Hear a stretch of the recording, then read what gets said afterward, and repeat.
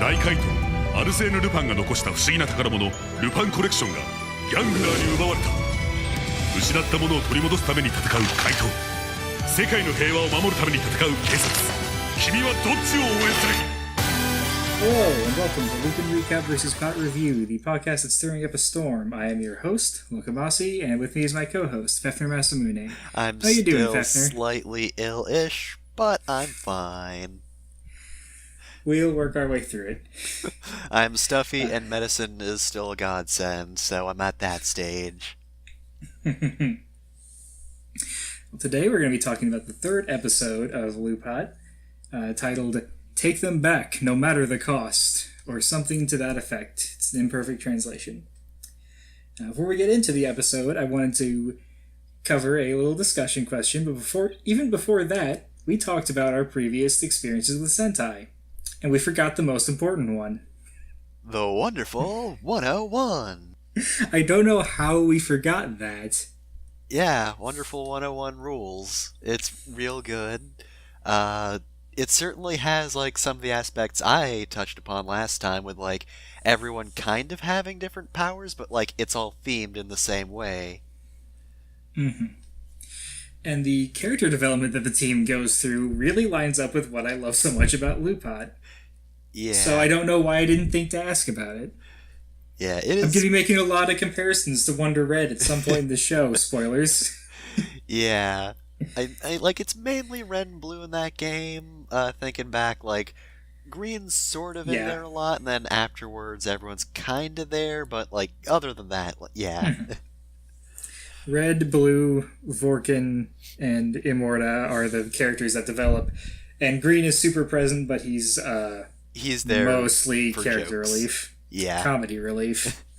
Also character relief. He's relieving you of the other characters. Which is fine. When you have a cast that big, you can't develop everyone. Yeah. But with that, the question I wanted to ask my co-host here is, what are you hoping to get out of this show? Or maybe, what are you looking for when you watch this show? Well, more Lupin Rangers, obviously. I love their whole aesthetic. The choreography is amazing, but I'm also looking forward to, well, I already know what you're going to say, and I'm going to agree with that one when you say it. So I'm going to bring up, I guess just more situations in which we see the Lupin Rangers and Pat Rangers, encounter each other without just fighting, because in the previous episode, they fight. This one, they'll also fight directly, but we're going to see a few other things, and I want to see if they do that more, and, clearly I favor the Lupin Rangers, but I would kinda like to see the Pat Rangers be clever as well. I guess we can let them have that. The Lupin Rangers beating the Pat Rangers doesn't mean anything if the Pat Rangers are total chumps. It's like... Yeah. You gotta bury a Ganglar to push the Pat Rangers. I don't actually watch wrestling. I just absorb so much of the culture from nerds who do watch wrestling. Yep. But yeah, and in fairness, I do like their characters. And since they are fantasy cops, they're fine enough. I'll just go with the thing that I think you're expecting me to say. I'm mainly in this show for the character development. Yeah, I'm pretty much always there for character development in, any show. Yeah, it's so good. It's always a good thing. People like Dragon Ball Z because of the cool fights. Yeah, whatever. Give me Vegeta's plot arc. I love him. I love Piccolo becoming an uncle. It's so good. But yeah, I care about that to the, I guess, detriment of the plot. I remember reading something on Tumblr, somebody saying, oh, this just happened and we haven't even started the plot yet. I hope the plot never starts. I hope we get to episode 50 and it's okay, time to take on Degranio, and there's no lead up to it. I just want to... it's Monster of the Week type stuff for the most part. I think most of the plot pretty much is the character development, because the only thing that can really move forward other than the Degranio plot is the Lupin Rangers just whole deal. Mm-hmm. Probably something with the Pat Rangers as well, but we don't really know what their personal stakes are in this other than just they're cops. Mm-hmm. I will say there are a few points of intrigue, I guess you could say, involving different aspects of the show, but I don't consider that to be the main plot. I just consider that to be a vehicle that the characters can develop within. Like, things have to happen so the characters can react to it, so these are the things that are going to happen. Yeah. But another neat thing, this show has a lot of weird, goofy Easter eggs and theming things, and I know some people can get too far into little things and pay too much attention to them to the detriment of the main themes of a show, but whatever, it's my podcast, I want to talk about them. So one that I keep meaning to bring up and forgetting is the names of the teams are also present in the names of the team members. That is, Kairi, Toma, and Umika are the Kaito Rangers, and Keiichiro, Sakuya, and Tsukasa are the Keisatsu Rangers. Holy shit. I don't know. I didn't notice that. I don't know how common that is to have the to use that to pick the ranger names, to have them spell out something important. And I don't think it really means anything. I just think it's a neat thing that's worth pointing out, and it's fun to go, wow, I didn't notice that. Yeah, I didn't. I'd like to point out in the last episode instead, now that I think about it. And with that, that's enough discussion, I think. Let's get into the episode proper. As usual, Fefner is handling the summary. Alright, so, finally, the moment everyone's been waiting for. The confrontation between the Phantom Thieves and the cops. As the two groups stare each other down, Keiichiro lowers his hand towards his versus changer, and then brings it back up as he requests a table for 3. So yeah, I kind of figured that's how it would go, at the end of the last episode, but it's still pretty hilarious. Honestly, the reaction to this scene is part of why I started this podcast, because every single person I checked hated that scene, and I loved it, and I thought, well, screw you. I'm going to make my own podcast and say nice things about this scene. It's really funny. I mean, I guess somebody might think it's too forced, but whatever. Are you really in this game for subtlety? Yeah, and the other thing is it's using the tension not to, trick you into thinking that it's actually going to happen. It's just using the tension so it can break the tension for comedic effect. Yeah. It's different and fine. Even if you have to wait a week for that tension to break, probably made it funnier if you were watching it week to week. Mm-hmm. So, Kairi is able to breathe easy as he seats the police. During the commotion, Umika notices that Goody's gone missing, but he doesn't immediately blow the Phantom Thieves' cover, so I suppose it's fine. Keiichiro asks Kairi if they've met before, and they have, because Kairi dunked on him at the park back in episode 1, but Kairi merely says that he can't recall, which is good because I'm sure Keiichiro would have balled up a napkin and tried to throw that in a trash can, just to prove to Kairi that his aim is good, actually. You would have gone through a whole container of napkins. Missed every shot. He is an ace shot, with actual guns and megaphones. Can't throw stuff into a trash can. It's his Achilles heel. So, Tuma hands the cops some menus, but that's just a clever trick to distract them as he reaches down for Sakuya's versus changer. Kairi stops him because doing that would be the dumbest idea. I want to just take a moment and appreciate that in this scene, Yano fucking Kairi is the responsible person. He will casually leave the restaurant and then take an hour to get back because on the way to the grocery store he saw a cop he had to make fun of. But still, he knows how to not get arrested, again, despite being the one to dunk on a cop. Oh, Toma. So, Keiichiro then shoots up, exclaiming that they need to go, and the 3 cops dash out of the restaurant. Once they're gone, Kairi and Umika mock them relentlessly and childishly. Then Kogure's there. Cup of tea and everything. He returns the lighter collection piece to his magic book, and then gives them a new target. This is the first scene of concrete proof that Kogure is not trustworthy, I think. So because I've seen other episodes, when I talk about things, I might accidentally imply more than I mean to. I'm just saying, from the point of view of somebody watching this show, you have no reason to really distrust Kagure until this moment. I mean, maybe it's a little weird he has a limousine, but yeah, random magic teleportation, usually not the sign of a good person. You know, it's not always indicative. The exception is Goku, and that's it.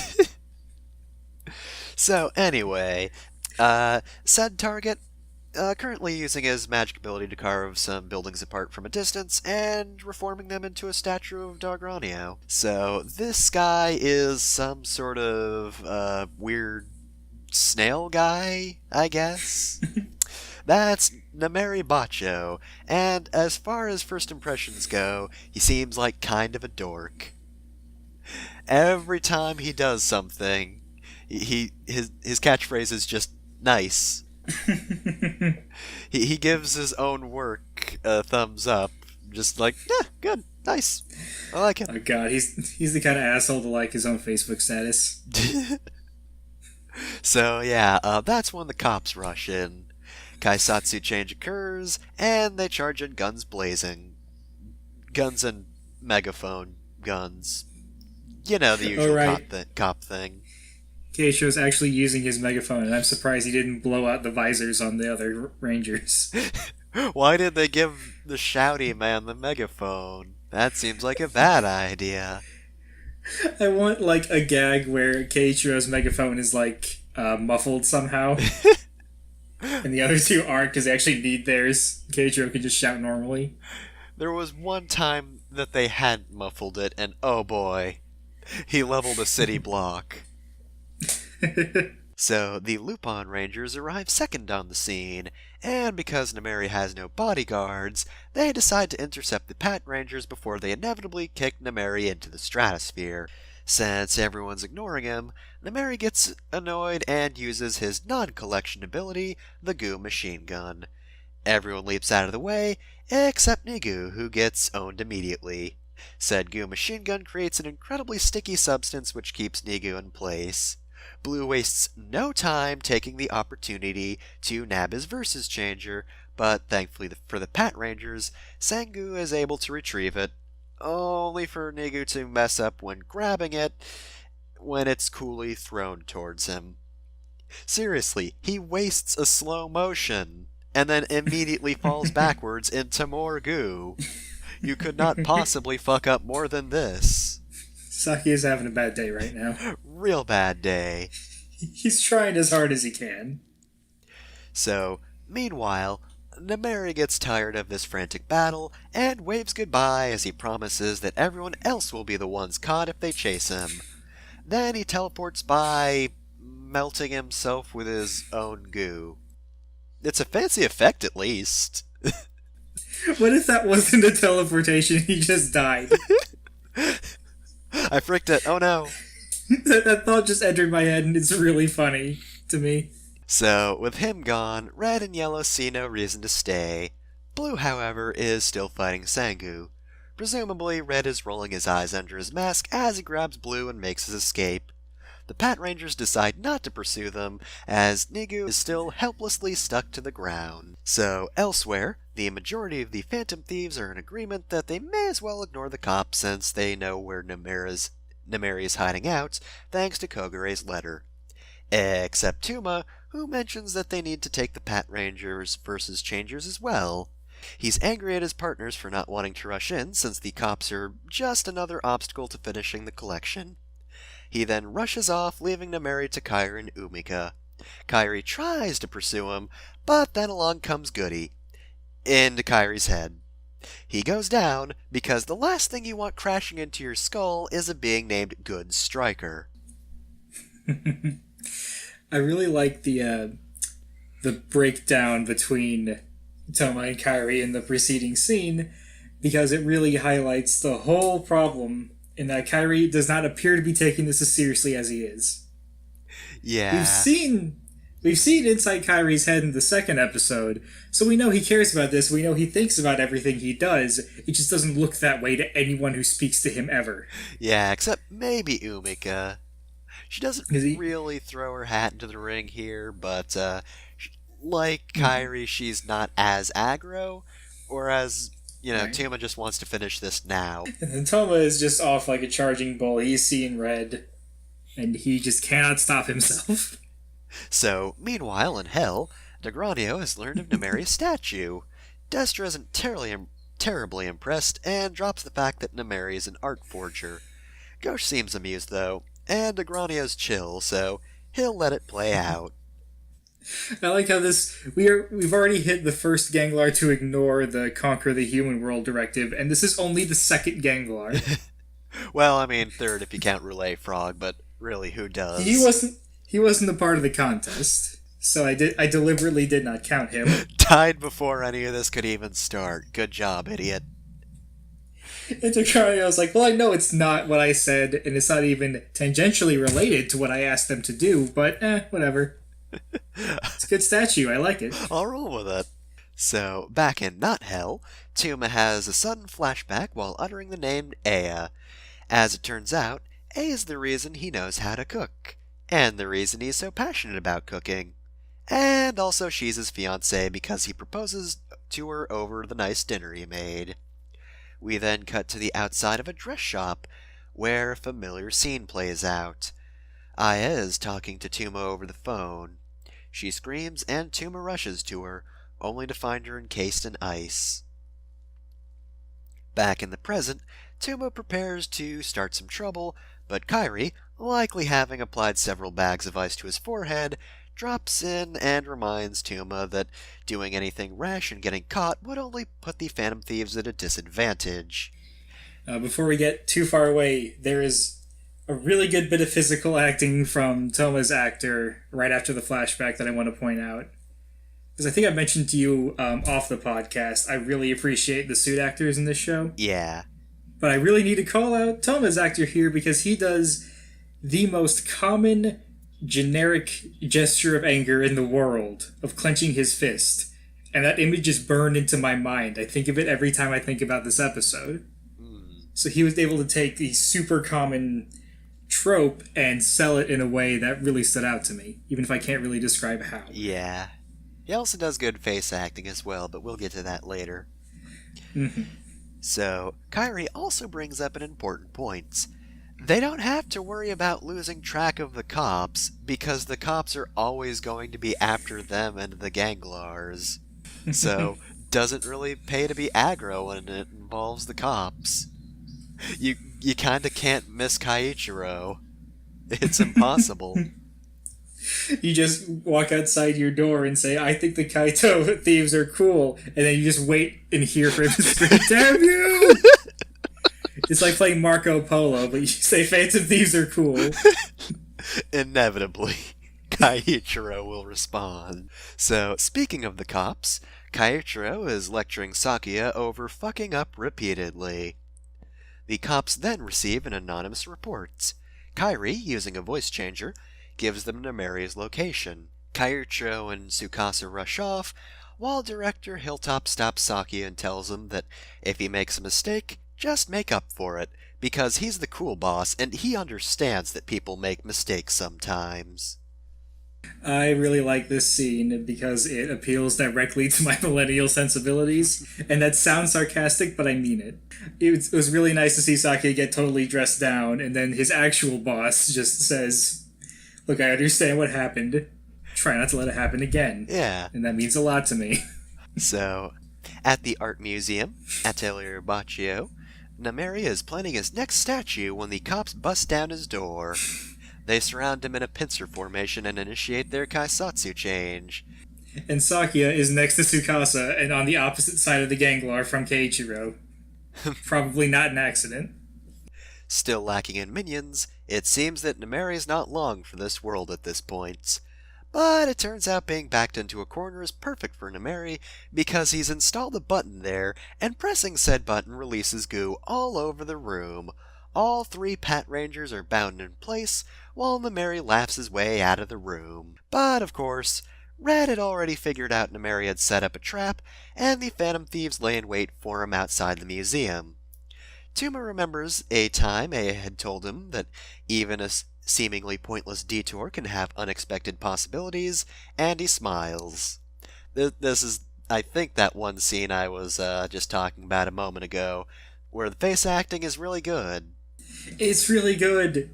He's able to get so much emotion across just through, like, vaguely moving his lips and eyes. Yeah, just like that stammering smile he gets is so good. And it could have been so cheesy, but it really, really works. I think part of why it doesn't come across as cheesy is that Kyrie doesn't say the exact same thing Aya said in Max. He says something similar that made him think of it, and that they held back there so that they could go all in with the facial acting. Yeah, that makes sense, actually. He did not coincidentally say the exact same thing. It's relevant, and you can connect the two statements yourself because it's pretty easy. So, the Phantom Thieves undergo Kaito change, and give Nameri an advance notice about taking his treasure a good 30 seconds before kicking his ass. But it seems Nameri has one more trick up his sleeve. He finally has mooks. As always, said mooks are completely useless, but at least he has them this time. He, like, summons them because he yells out, "Podamen!" and then they come. It's like, why didn't you do that earlier? He thought he had it handled a while ago, but he didn't. So I'd also like to mention that the choreography here is amazing. And I'm not going to, do a full description of it, but if you get the chance to watch it, you should. It's fancy. There's a lot of flips. And at one point, Red spins his gun to hit multiple mooks. I can't remember, does he shoot more bullets than he needs, or does he only shoot 4 bullets and hit 4 guys? I forget. I think, I just watched this episode earlier today, and I think he shoots the exact number of bullets he needs, which I think it would have been funnier if he shot more. It's like, I don't know if I'm going to hit everyone, but Yeah. I mean, I guess it's not hard to style on mooks, but, you might as well. It's the Lupin Rangers, why wouldn't they? During the battle, Nameri fucks off to sculpt some of the building into spears. Many, many spears. Which would be dangerous, except most of them wind up in the chests of his own minions. Umika is fucking stone cold in this scene. Yeah, she just throws them into the way. Just straight up holds a Podaman to get hit. By the way, the Podamen in this series are sentient. Oh, jeez. They're like, well, maybe. They do potentially sentient things during the banquet scene. So I think it's implied that they're just people that have signed up with the Ganglars but aren't good enough for a safe. Yeah. They might not be sentient, that might be incorrect, but... Sentient but not sapient, who knows? Oh god, I forgot there are different words. I've opened up a rabbit hole, no, let's go away. So, anyway, yeah, Blue, even he doesn't directly murder them. He just, takes one of the spears, spins it, and then that knocks other spears into the chests of the Podamen, but Umika just getting in there, going right for the murder. Toma does some weird thing where he, spins his spear around and starts catching the other spear somehow. It's very Even though impressive. there's no obvious hook for them to latch onto, but okay. So, with an otherwise pretty good move rendered utterly useless, Nameri is pinned down by the Lupin Rangers, and they enter a safe combination. 6-3-6! And yes, I do have to pronounce it like that every time. It's the law. So, Blue nabs the collection piece, which I'd like to mention is named Who Made Who, and the fight continues. Yep, Who Made Who is an AC/DC song. I know what this item is from. It is from O-Ranger, which became Power Ranger Zeo, but I don't know what it is. I don't think it's the Henshin token, but I know it's from O-Ranger. It's shrugs. So, back in the museum, Ichigo is shouting because it's still Ichigo. He hasn't been abducted by aliens, don't worry. Nigu. Oh, by the way, Keishiro was in the Johnny Sasaki pose. We should call that out. I don't know what that is. Face down, ass up. Okay. That's the way we like to... You know what Johnny is in When Meryl Steals His Clothes. Yeah. I forgot he had a last name. Oh. Johnny's too common. I can't call it the Johnny pose. I mean, Who am I yeah. talking about? Johnny Sasaki? Johnny Bravo? Johnny Be Good? Wouldn't have known that one either.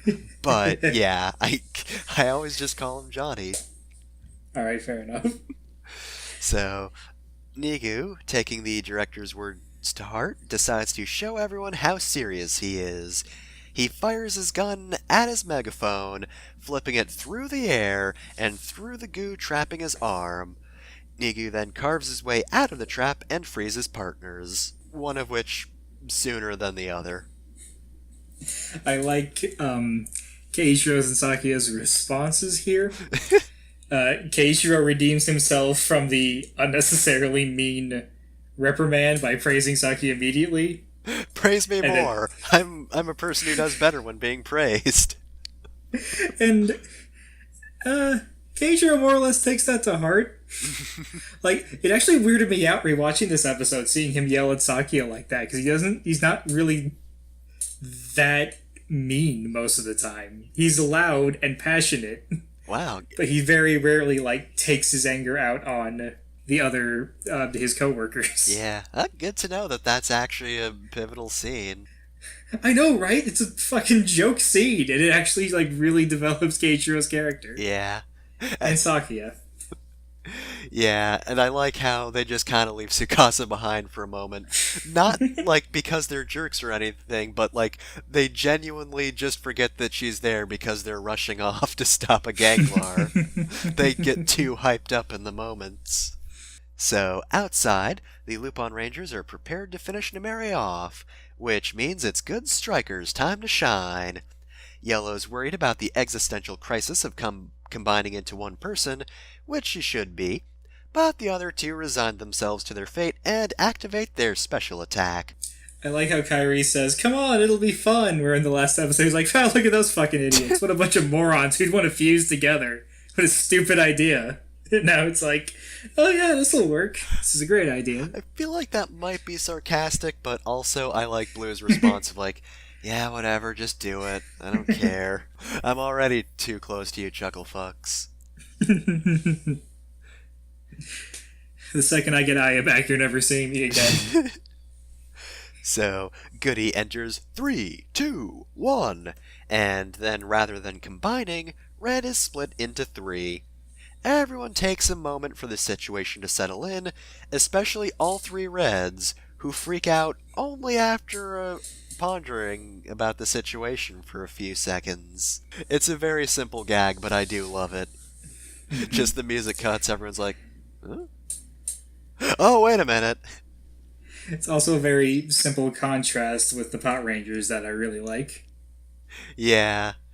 It also ties into the order versus chaos theme of taking 3 people to a more manageable 1 person versus taking 3 people to an even less manageable 5 people. Yeah, There's God. 3 Kyries. Who can manage an extra 2 Kyries? No one's order is getting taken. So, Good Striker doesn't understand what happened either, which is always worrying when special attacks are a thing you're going to be using in basically every episode. But anyway, the Lupin Rangers decide to roll with it, and they use Stealing Strike, a move which utilizes all 5 attackers. The 2 extra Reds fire some disc beams instead of normal lasers, and the other 3 just, fire lasers. And also, a trail of fire is left by the attack. It's 4 trails. It's pretty rad. So, Nemeri explodes violently, but we know we'll be seeing more of it in a minute. For now, the Reds mention showing Goody to Kogure, an idea which causes Good Striker to fly off in a panic. Right into Ichigo's head. Because no one can escape that Good Striker headbutt. Reason number 2 not to trust Kogure. Yeah. Goody doesn't like Kogure. The mascot hates him. Goody doesn't like Kogure, and he likes everyone. One weird trick to be really untrustworthy. Goody Good hates Striker him. hates. So, as Ichigo manages to recover Good Striker, Ghosh arrives in the background to do her thing during the confusion. I love how unnecessarily dramatic the angle she came in is. Do you think she like looks at the scene very briefly, trying to figure out where the best spot to come in Yes, from is? 100%. Just like, I could show up right next to the safe, but there's a balcony. I should go to the balcony. Yeah, that seems like something she'd do. So, Nemeri appreciates his new hugeness as the Pat Rangers waste no time utilizing Good's striker. Goody's not too thrilled about the prospect, but we get to see Kaisatsu got time anyway. Heck, he even has a slogan for the occasion: grab hold of justice. Not I forget. Did you catch what the Lupin Rangers, Lupin Kaiser's catchphrase is? I forget what it is. We're gonna snatch victory. That's right, yeah. Or steal victory. So, Sango and Nigo form the arms, and Ichigo forms the chest and head. The legs are just good striker. The Pat Kaiser leaps in and slashes Nemeri, then gets into a shootout with him. The Pat Kaiser takes cover behind the Dugranio statue, which is blown to smithereens in the exchange. The scene at Dugranio's mansion becomes very, very awkward. God, I love that scene so much. Even Daestra is like doesn't know what to do. I tripped over the chair. I want to call out that line because some of the fan subs go a little more creative and instead have him say, "At least some of the feet are left," or at least the feet are still there. They are indeed still there. Also, God, I love just how disappointed Degranio looks despite the fact that, that's just a monster costume. You can't see any facial expressions. They didn't make a second face for it, but you can just tell. You just feel it from him. I also want to say about Podkaiser's debut. Podkaiser immediately gets the vocal theme. Yep. We have to hold out on Lupin Kaiser, but we get Podkaiser's vocal theme. Which is weird for the Pat Rangers to have any advantage over the Lupin Rangers. I mean, they had to get something. I also appreciate the continuity in its entrance. At the end of its transformation / got time thing, it's like skating forward, and then when it first appears out of the got time dimension, it's still skating forward. Yeah, it gets some air. Touch. Just launches right at him. And while this fight still does have CGI in it, it has a lot less. Yeah. I think there is one scene where he's like tumbling over and like spinning while dodging, and that's probably the only... That's definitely CG, but I think the rest might just be suit. It is a much shorter fight than the Lupin Kaiser. The Pat Rangers kind of just get right in there. Unsurprisingly, they are no nonsense. But also they're fighting Nemeri, which, it's Nemeri. By the way, do you want to tell the viewers at home what Nemeri's dying words are? Not yet. First, we have to get to the finisher. So, Pat Kaiser then impales Nemeri in the chest with its extending baton, which somehow is not the finishing move.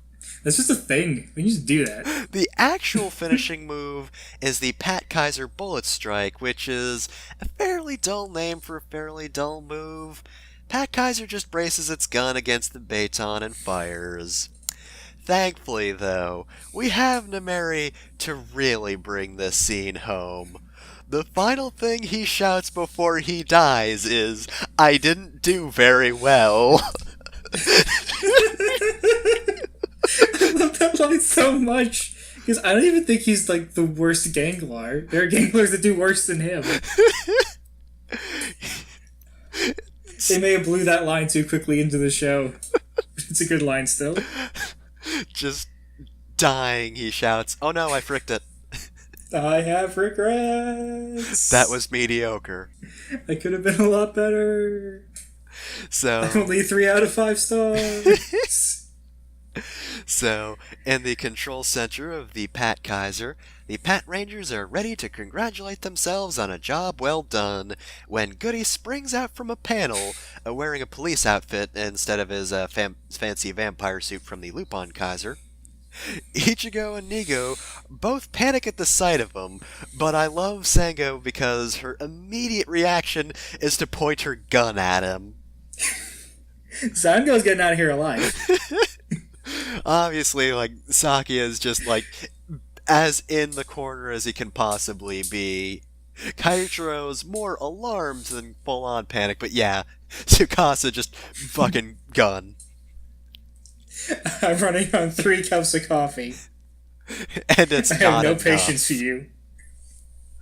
So, when Ichigo asks Goody who he is, Goody just says, bye, and leaves, deforming the robot and kicking the Pat Rangers out, which, really, is the proper thing to do if the cops ask you anything. I do kind of like how that scene starts with Goody, like, you guys are really cool, I can't wait to fight with you again. But fuck y'all, and then he leaves. You were still really rude to me to begin with, so I'm gonna be rude back. Hopefully this does not color our future interactions, and we can be civil after this. Oh man, I can't wait for that. So, back at the restaurant, the Phantom Thieves ask Kogure about Good Striker. All Koguro has to say about him is that he's a rather uncontrollable piece of the collection, and speculates that Goody may be the reason the cops have some of the collection as well. Also, we have to point out the fact that Kogure stores the Lupin collection pieces in a book. What happens to Good Striker when he goes in that book? He's in the book reading Rainbow. Does he? Yeah, does he fall into Alice in Wonderland? Does he get to live out any work of fiction that's been written down? Or is it some horrible nightmare? It is a horrible nightmare in which he's just stuck in a book and cannot move. I'm just saying, somebody needs to be looking out for Good Striker. He's looking out for both teams, but who's looking out for him? Only Goody. Only Goody. So the cops return and apologize for leaving without ordering the previous day, and of course by the time Umika looks back, Kogure has disappeared. Sakia notices Umika and is super enthusiastic about calling her cute, to which Kaiichiro reacts to by immediately standing up and trying to get Sakia to behave himself, except in doing so, he bumps into Umika and has to apologize as well. Tsukasa just sighs knowingly, then gets up to fix her partner's mess. God, that is also a good comedy bit. Yeah, it's really easy to screw something like that up, but I think Sakia is earnest enough, and everyone else acts quickly enough that it doesn't become an anime problem. Yeah, no, he's not being a creep. He's just very enthusiastic. So, in the kitchen, Tuma jokes about putting laxatives in the food and stealing the versus changer. But, of course, he'd never poison a meal. This time. So Kairi fucking tackles him to get that ball away from him. Yeah. Kairi doesn't think Toma's going to be screwing around with something like that, so when he says he's going to do it, in Kairi's mind, Toma's about to do it. Yep. It needs to be stopped right Possibly now. has already done it. Tuma would never make a joke. Alright, and that's it for the episode. I don't have anything written down for the preview, and I think I'm going to not talk about the previews. Yeah. Because I didn't talk about last episode, and I think it just steps on the toes of the other episodes, Yep. really. Makes sense. We'll get to it when we get to it. But now we have our post-episode discussion, and I have some things to talk about this time. Alright. So first, I want to address, the main crux, premise, conceit of the show, of this being a versus series where one side is mostly winning the episodes. I mean, the Lupin Rangers do kinda have to, because they're the ones actively going after the Lupin collection pieces. I'd imagine the cops will probably, recover one or two at some point, but, they're the ones just going in trying to blow up the Ganglars. So, in the first place, the Lupin Rangers kinda have to at least fight the villain and take that before making their escape. Right. I noticed this was something a lot of people were maybe struggling to understand, because I told you in the first episode there was the theory that the teams are going to be completely separate and they'd alternate episodes. And then after the show started coming out, that switched to, well, the point of views are still going to alternate, but the teams are going to interact more. And then this is the third Lupin-centric episode in a row. And so people just reacted very weirdly to it. I think my takeaway from it is to look at the scene where Sakia breaks out of the goo, and maybe also the scene where he's chewed out by Keiichiro. Yeah, that's definitely to show that more Pat Ranger centric. Yeah, to show that even if the A plot of an episode focuses on the Lupins, it doesn't mean the Pot Rangers are just window dressing. Yeah, And we can have Pot Ranger development in Lupin episodes, and both teams can still quote-unquote win. Yeah, clearly the Lupin Rangers have a specific victory they have to pull. Mm-hmm. But otherwise, yeah, the Pat Rangers can make some progress, and I believe I mentioned this last time, but there was the format of the previous episode where the Pat Rangers were the one to finish off the Ganglar in his normal form, but then the Lupin Rangers, they got their Zord. This time around, it was the Lupin Rangers to fight Nameri in his normal form, and then the Pat Rangers took on the big form. So I think just in general, if you are keeping score between the Lupin Rangers and the Pat Rangers, this might not be the show for you. Yeah. Because the winner was decided before anything was put to paper. The Lupin Rangers were going to be the protagonists, more or less, no matter what. Yeah, it was decided when they just made their general aesthetic. These guys are the cool ones. And honestly, if you want to see... If for some reason... I'm not going to judge too harshly, but if for some reason unknown to me, you want to watch Police Sentai, that already exists. Go watch Deca Rangers. Go watch Power Rangers SPD. God, that's the one where, their finishing move is putting the monster on trial, right? Okay, yeah, we can talk about that really quickly, because I think this is part of the problem I have with the Hot Rangers in this show. In Deca Ranger, the finishing move was called Judgment Time. Red Ranger would send the monster's file to a court in a different dimension where time passed differently, so they could do, months and year-long investigations within seconds. God. And then return the verdict, and then the Deca Rangers would shoot the monster. God, that rules. It's a really good way of getting around the fact of, police probably shouldn't be firing indiscriminately like this. Yeah. How do we deal with this? They can't be judge, jury, and executioner all in one, so we just, outsource. Yeah, we The judge and outsource jury to the time police. to Narnia. But yeah, then meanwhile, Pat Rangers just gonna have everyone line up and beat him up. Yeah, the Pat Rangers are in a unique situation where this is more like a crime-themed terrorist organization, and actual arresting doesn't... I don't know if they actually know how to arrest someone. We haven't seen it thus far. They might know, because I do know they went to a regular police academy beforehand, but I don't think it's in the procedures for dealing with Ganglars. Are there even normal criminals in this world? I mean, the Phantom Thieves are the closest thing, but they're Sentai still. And that's about the lofty stuff regarding the show's premise. But now we have some more character development to talk about. Mostly on Tuma's end, but, we also have Sakia as well. Yes, I have it from Sakia.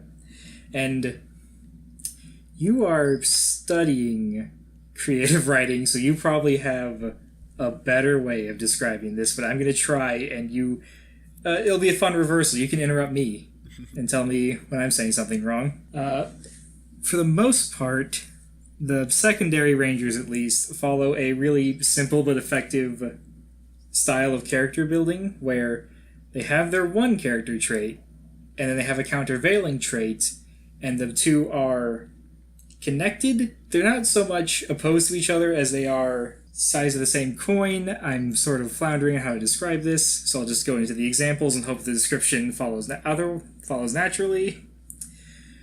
Toma, we've already talked about, his main trait is stoic. We barely talked about him in the first episode because he did so little and was so quiet.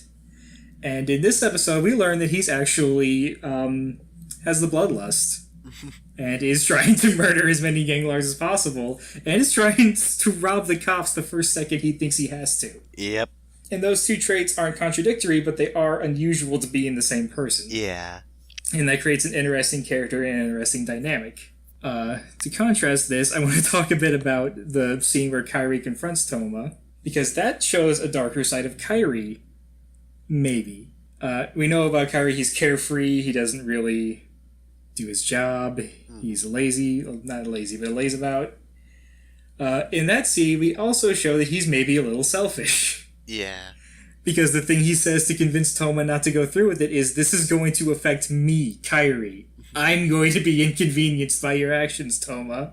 And I guess it's up for interpretation as to whether he means that or if he just thinks that's what Toma's going to believe.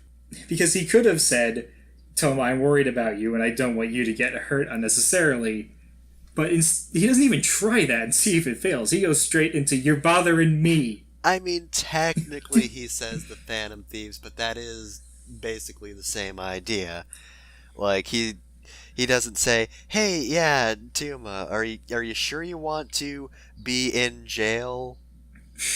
Are you sure you want that to happen when outside we'll complete our mission and save Aya?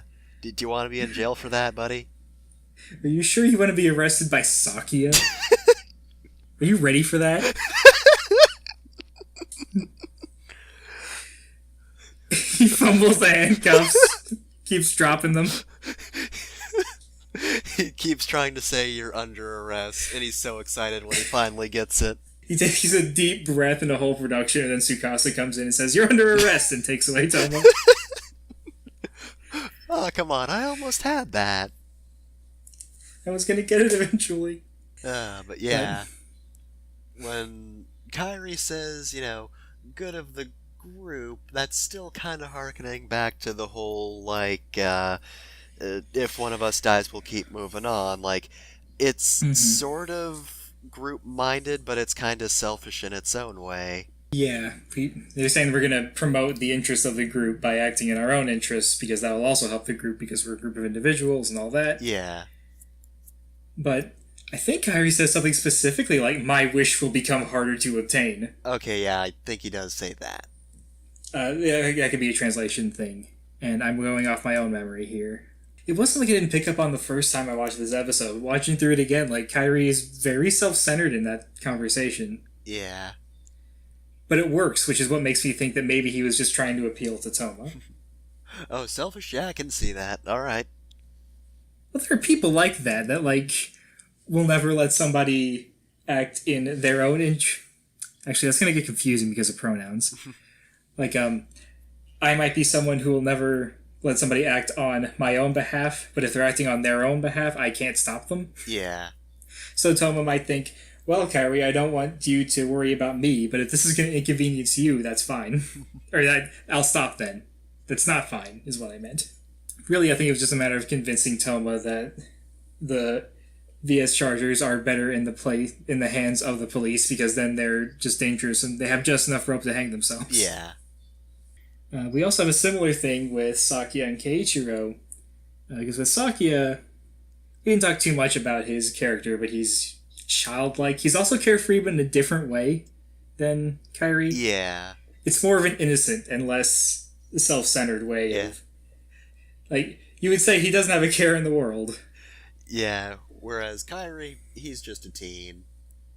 Mm-hmm. Not like the most asshole-ish teen, but still a teen. But Sakia also demonstrates in this episode that he does care about things. He just doesn't seem like it when you first meet him. Mm. He wants to do a good job. He wants to help his other team members out. Sometimes he's just bad at it. Yeah. I actually really like the scene where he thinks about what Hilltop says and then just saves the day. Yep. It's a quick scene that was, maybe easy to predict, but I still liked it. Yeah, sometimes you just need to sit down, take a deep breath, and then say fuck physics and fire a gun at a megaphone gun to have it fly into the goo binding your arm. What if it just got stuck to the goo? What was he going to do then? Do you have a plan B? Sakia. Well, you tried. And finally, I think I already went into this, but there's a little bit with Keiichiro and his character. Because you first think that he's closed-minded because he hates the Lupin Rangers and that's it, and no one's going to convince him otherwise. And damn you, Kaito. That's him from here to the end of time. I mean, even in the intro, it has him just rip a newspaper in half. I love that scene so much because he's in a cafeteria with other police, with other cops, and they just all turn to look at him like, oh, what's his deal? Oh, it's Keiichiro. But we also see the first, the seeds being planted of Keisho actually being open-minded in a lot of ways. Yeah, he listens to his subordinates. Yeah, when Sakia says, like, praise be more of the type that does well when I'm praised, he listens. He acts on that.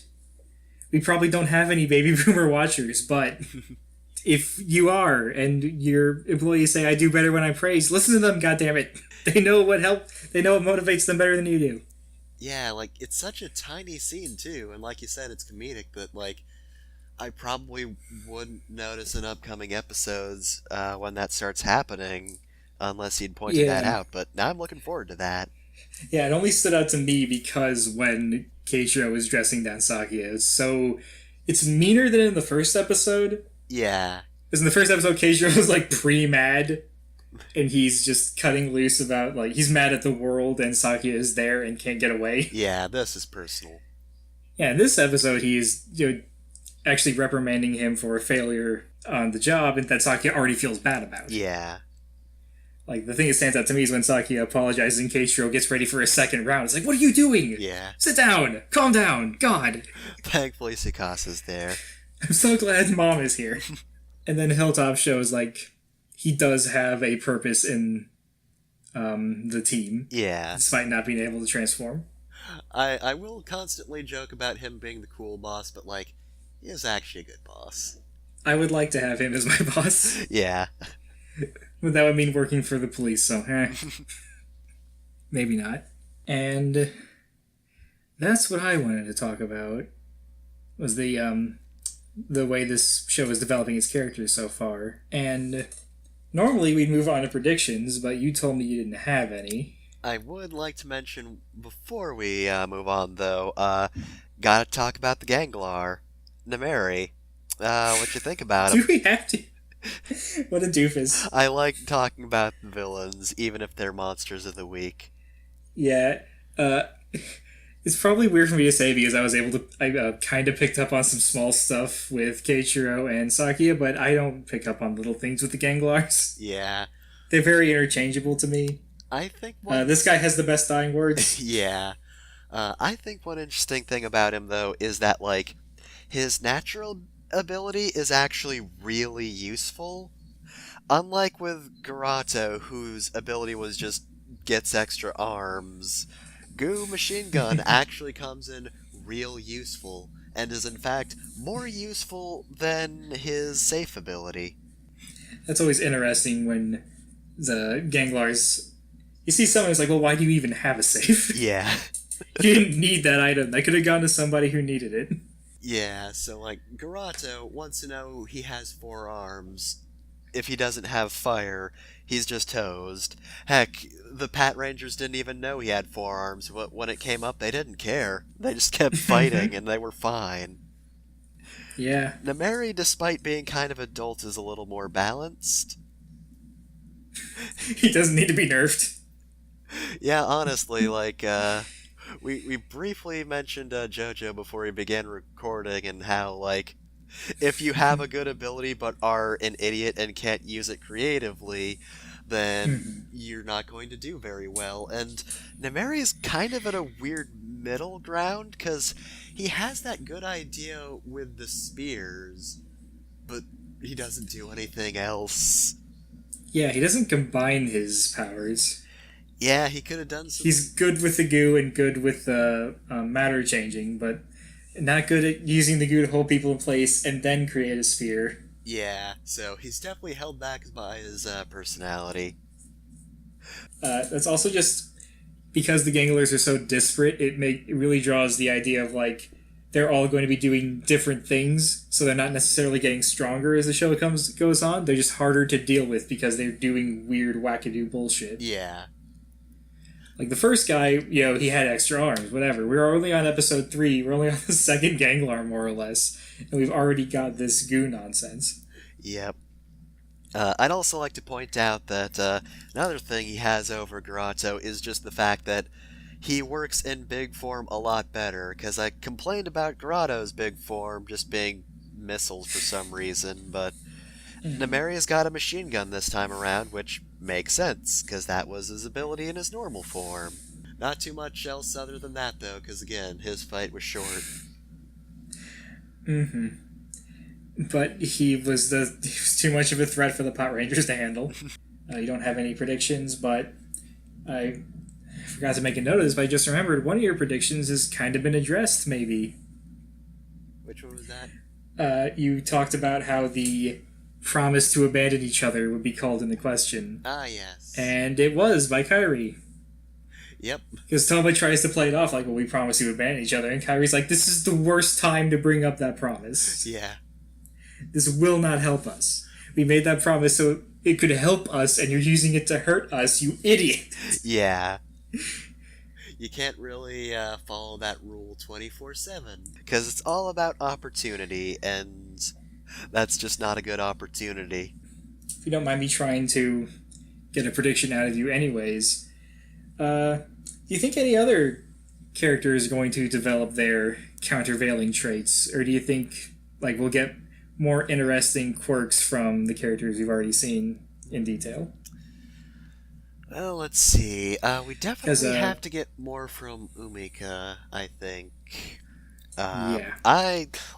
We don't have much on her in general at the moment, so I'm kind of interested in seeing where they're going to go with her. Because, she's very, she's cheery and she goes along with a group, but I feel like at some point they're probably going to subvert that a bit. I feel like she's holding something back, or there's just going to be some kind of development that'll change that a bit. Umika's second form. Umika with a knife. We gotta see more about, I think, Kairi's past in general.